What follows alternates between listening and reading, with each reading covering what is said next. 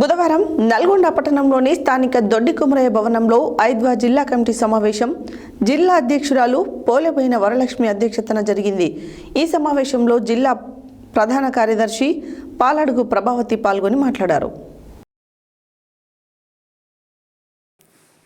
బుధవారం నల్గొండ పట్టణంలోని స్థానిక దొడ్డి కుమరయ్య భవనంలో ఐద్వా జిల్లా కమిటీ సమావేశం జిల్లా అధ్యక్షురాలు పోలేబోయిన వరలక్ష్మి అధ్యక్షతన జరిగింది.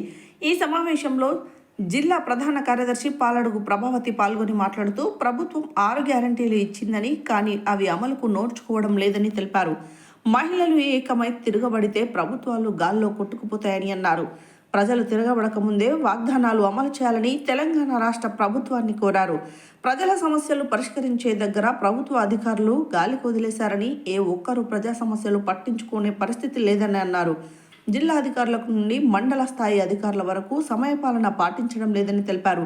ఎక్కడ ప్రభుత్వ అధికారులు బాధ్యతగా వ్యవహరించడం లేదని, దీని వలన ప్రజాపాలన స్తంభించిపోతుందని తెలియజేశారు. రాష్ట్రంలో ఆర్థిక వనరులు మద్యమే మార్గమని ముఖ్యమంత్రి రేవంత్ రెడ్డి ప్రభుత్వం భావిస్తుందని, ఎక్కడ చూసినా గల్లీ గల్లీకి బెల్ట్ షాపులు వెలిశాయని, మద్యం ద్వారా ప్రభుత్వం ఆదాయాన్ని సమకూర్చుకోవాలని నిర్ణయాన్ని ఉపసంహరించుకోవాలని కోరారు.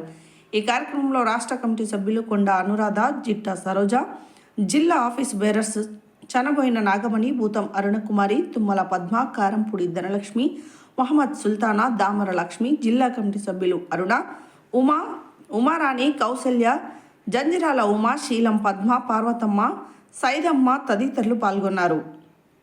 ఐద్వా జిల్లా కమిటీ జరుపుకోవడం జరుగుతున్నది.